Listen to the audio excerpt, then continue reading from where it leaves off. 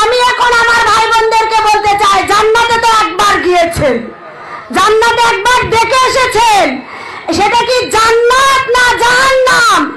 ওই মিথ্যাবাদীরা আমার ভাই বোনদের ঈমান নষ্ট করেছে।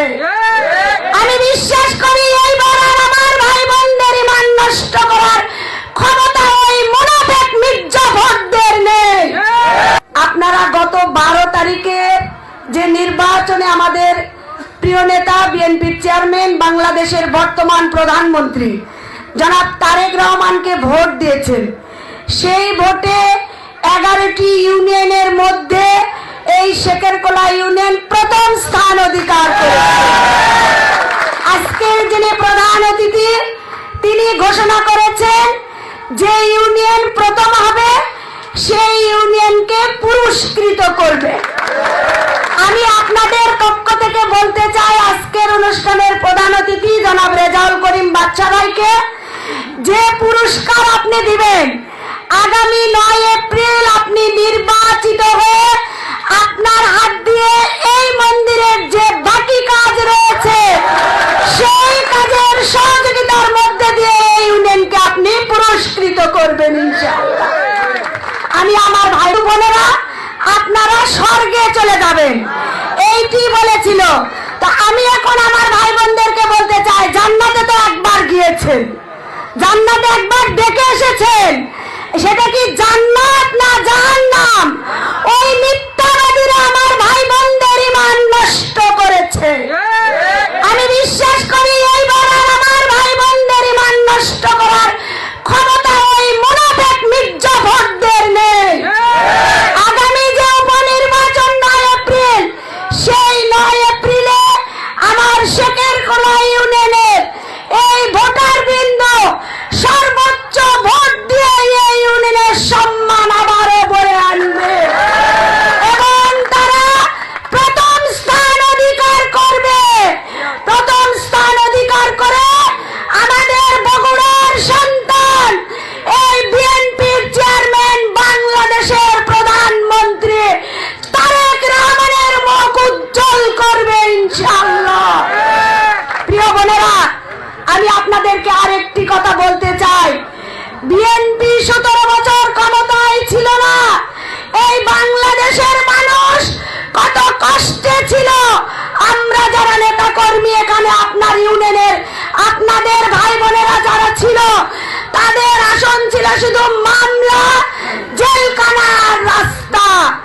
আমাদের বিএনপি সরকার মাত্র 3 সপ্তাহের সরকার, তারেক রহমান যে ইস্তেহার দিয়েছিল আমি জানি, আপনারাও জানেন, তারেক রহমান যেটি বলেছেন তার চাইতে বেশি কাজ উনি শুরু করেছিলেন।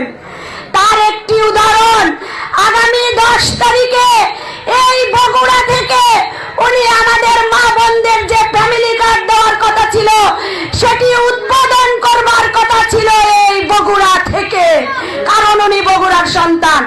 আমাদের এই নির্বাচনের কারণে, উপনির্বাচনের কারণে, এটি আচরণ বিধি লঙ্ঘনের কারণে আমাদের প্রিয় সন্তান তারেক রহমান বগুড়ায় আসতে পারল না। এটি আমাদেরকে বুঝতে হবে যে তারেক রহমানের এই বগুড়ার মানুষের প্রতি কত ভালোবাসা ছিল, সেটি উনি বগুড়া থেকে শুরু করতে চেয়েছিলেন, কিন্তু কাজ উনি থেমে থাকেননি। উনি 17 আসন থেকে আগামী 10 তারিখে ইনশাআল্লাহ ফ্যামিলি কার্ডের উদ্বোধন শুরু হয়ে গিয়েছে। সেই জন্য আমি বলবো আমার মা বোনদেরকে, উপনির্বাচন এটি আমাদের দায়িত্বের জায়গা। আমরা গত 12 ফেব্রুয়ারি নির্বাচনে যে ভোট দিয়েছি তার চাইতে বেশি ভোট দিয়ে ইনশাআল্লাহ আমাদের প্রিয় নেতা জনাব রেজাউল করিম বাচ্চা ভাইকে নির্বাচিত করব। কারণ আমি কেন করব সেটি একটু আপনাদেরকে বলবো। তারেক রহমান বাংলাদেশের প্রধানমন্ত্রী, উনি থাকবেন ঢাকায়। আপনার আমার দুঃখের কথা, কাছে যে মানুষটিকে পাবো, আজকে রেজাউল করিম বাচ্চাকে ফোন করেছেন, আপনাদের বাড়িতে এসেছে। কাল যদি আপনার দরকার লাগে রেজাউল করিম বাচ্চাকে একটা টেলিফোন করবেন, রেজাউল করিম বাচ্চা টেলিফোনটা ধরে ফেলবে, কিন্তু আমাদের প্রিয় নেতার কাছে হয়তো যেতে আমাদের ওই রেজাউল করিম বাদশার কাছে টেলিফোন করেই কিন্তু আমাদেরকে যেতে হবে। তো আমি সেই জন্য বলবো যে মানুষটি আমাদের প্রয়োজন, সেই মানুষটি আপনাদের কাছে এসেছে, সেই মানুষটি আপনাদের বাড়িতে এসেছে, আপনাদের ঘরে এসেছে উন্নয়ন করবার জন্য, বগুড়ার উন্নয়ন করবার জন্য। আগামী 9 এপ্রিল আমাদের প্রিয় নেতা জনাব রেজাউল করিম বাদশা ভাইকে ধানের শীষে ভোট দিয়ে নির্বাচিত করব, এই আহ্বান রেখে আপনারা ভালো থাকবেন। আপনাদের অনুষ্ঠান সুন্দর হোক, সফল হোক, আপনাদের সাফল্য কামনা করি, আপনাদের সুস্থতা কামনা করি, আপনাদের জন্য দোয়া করি, আপনারা আমাদের জন্য দোয়া করবেন। সকলে ভালো থাকবেন, এই কথা বলে আমার বক্তব্য শেষ করলাম। সকলকে ধন্যবাদ। শহীদ জিয়া অমর হোক, বেগম খালেদা জিয়া অমর হোক, আমাদের প্রিয় সন্তান জনাব তারেক রহমান ধন্যবাদ, আমাদের রেজাউল করিম বাদশা ভাইকে ধন্যবাদ, সকলকে ধন্যবাদ। যারা একটু মাথা উঁচু করে কথা বলবার চেষ্টা করছে, সাদ্দাম হোসেন, আপনার এই গাদ্দাফি বলুন, আর আরো অনেকে আছে, তাদেরকে কোনো না কোনো উপায়ে হত্যা করিয়েছে এই ইসরায়েলের মাধ্যমে। এই সবকিছু হলো শক্তির লীলা খেলা, এবং সবকিছু হলো নিয়ন্ত্রণ করবার জন্য। সাম্রাজ্যবাদের যে নিয়ন্ত্রণ মানসিকতা, সেটির প্যাটার্ন চেঞ্জ হয়েছে, আর কিছুই না। নিয়ন্ত্রণ এখনো রয়ে গেছে।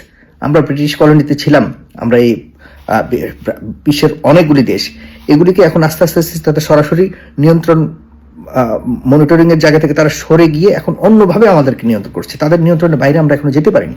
সুতরাং এগুলিকে আমরা যদি ওইভাবে বুঝতে পারি, তাহলে হয়তো এক সময় না এক সময় হয়তো আমরাও, যারা এখন বাংলাদেশের মানুষ, আমরাও এক সময় বেঁচে যেতে পারি।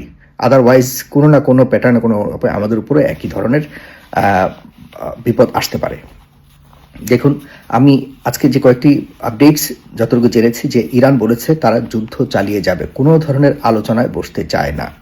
তারা এই যতগুলি আশপাশের ঘাঁটি আছে সেগুলিকে তারা টার্গেট করে অলরেডি জানান দিয়ে দিয়েছে যে তারা কোনোভাবেই যুদ্ধ থামাবে না।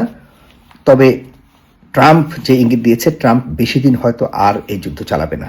সে কোনোভাবে এখন কোনো একটা উসিলা দিয়ে, অজুহাত দিয়ে যুদ্ধটাকে বন্ধ করে সে চলে যাবে। সে অবাক হয়ে গেছে, আপনারা শুনলে অবাক হয়ে যাবেন। সে হতাশ বর্তমানে যে ইরানের এত দুঃসাহস, ইরান এত কিছুর পরেও এখনো পর্যন্ত আক্রমণ চালিয়ে যাচ্ছে, এখনো পর্যন্ত তারা তাদের নিজেদের শক্তিতে তারা এখনো পর্যন্ত পরিচালিত করছে এবং যুদ্ধ চালিয়ে সবগুলো দেশের বিরুদ্ধে যুদ্ধে, এটি কোনোভাবে মানতে চাচ্ছে না ট্রাম্প।